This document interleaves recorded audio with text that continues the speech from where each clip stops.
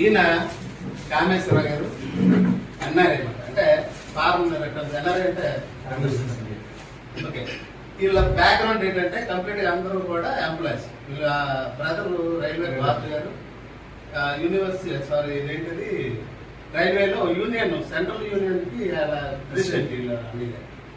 ఇలాంటి వ్యక్తి హోదా మర్చిపోయి, అంటే అది అప్రస్తుతం అని కాదు కానీ అది మాట్లాడాలి. అంటే మన తాలూకు ఫ్యామిలీ ఎలా ఉంటుందని మనం తెలుసుకోవాలి.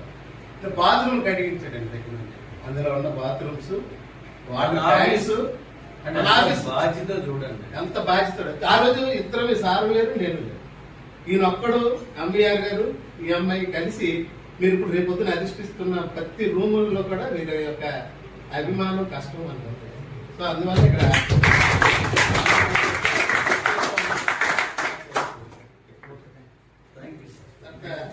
ఇంకొకటి ఏంటంటే ఈయన ఎల్ఐసి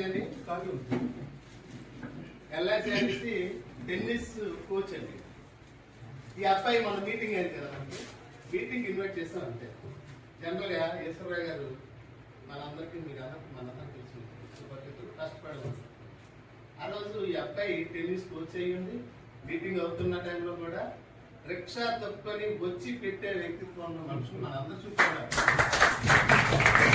అందరూ ఎందుకు పరిచయం చేస్తున్నానంటే, మా కిందాక సంతోష్ గారు ఉన్నాడు, చాలా అనుపడదు కానీ ఈయన చూస్తే నాకు చాలా ఉత్సాహం వస్తుంది.